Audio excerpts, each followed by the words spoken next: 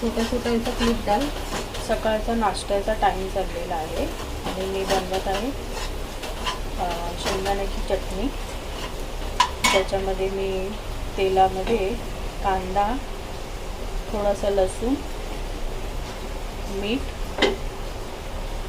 टाकून चांगलं परतवून घेतलेलं आहे.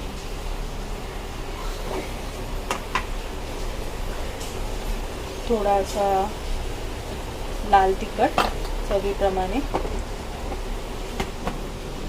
टाकून ती माझी दुसरी तयारी चालू आहे, शेंगदाण्याची चटणी.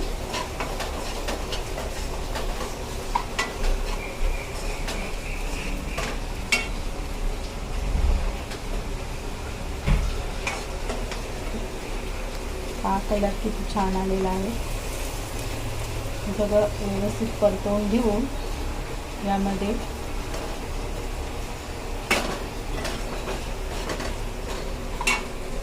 आपण शेंगदाण्याचा कूट टाकला आहे आणि हा माझा नाश्ता तयार. आता हा दुसरा नाश्ता मी करते माझ्या मुलींसाठी. पॅनकेक तर तुम्हाला माहिती असेल कसं बनवतात ते. थोड्याशा दुधामध्ये 1 कप दूध घेतलं आहे. त्याच्यामध्ये मी मैदा, साखर, 1 अंड, थोडासा बेकिंग पावडर सगळं मिक्स करून त्याचे एक पॅनकेक बनवत आहे. माझ्या छोट्या मुलीला फार आवडतात आणि बाहेर पावसाचा जल्लोष चालू आहे.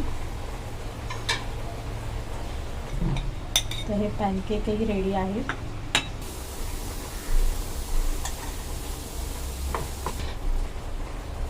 मंडळी, तुम्ही माझ्या चॅनलवर नवीन असाल तर प्लीज माझ्या चॅनलला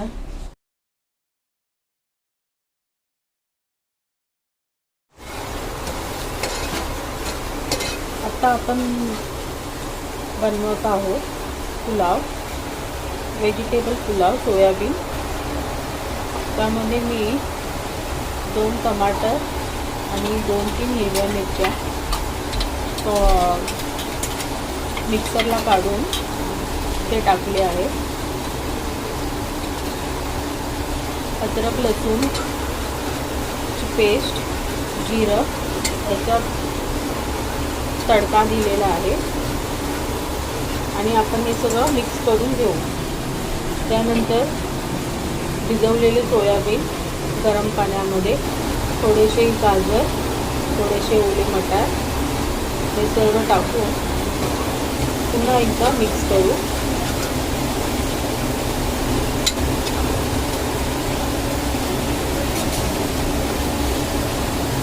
आपण गॅस मीडियमवर ठेवणार आहोत. त्यामध्ये ओले वाटाणे आपण टाकलेले आहेत. हे मी फ्रोझन वाटाणे घेतलेले आहेत. ते टाकून पुन्हा एकदा मिक्स करून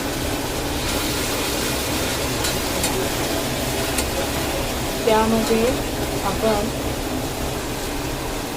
थोडीशी लाल मिरची, थोडेसा धनिया पावडर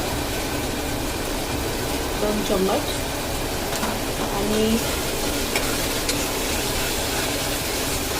पुन्हा एकदा मिक्स करू.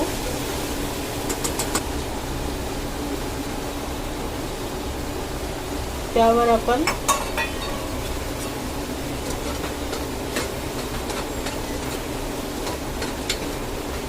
सोयाबीनच्या वड्या टाकल्या आहेत आणि त्या हे मिक्स करून घेतलेल्या आहेत. चवीनुसार मीठ टाकून व्यवस्थित परतून घेऊ.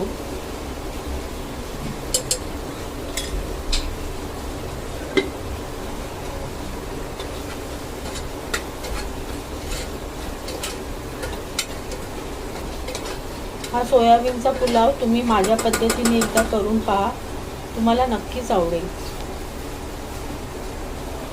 हे सगळं परतून झाल्यावर आपण 1 वाटी तांदूळ स्वच्छ धुवून त्यामध्ये घातलाय आणि व्यवस्थित परतून घेतलेला आहे.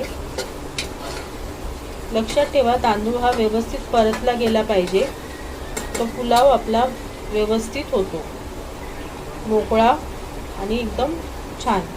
त्यावर मी अर्धा चम्मच हळदीची पूड सुद्धा टाकली आहे.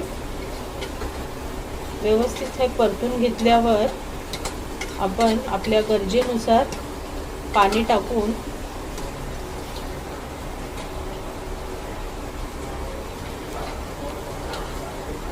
पुन्हा एकदा मिक्स करून,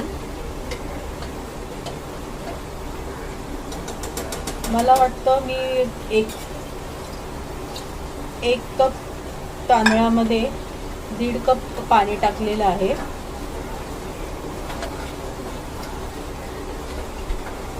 आणि व्यवस्थित मिक्स करून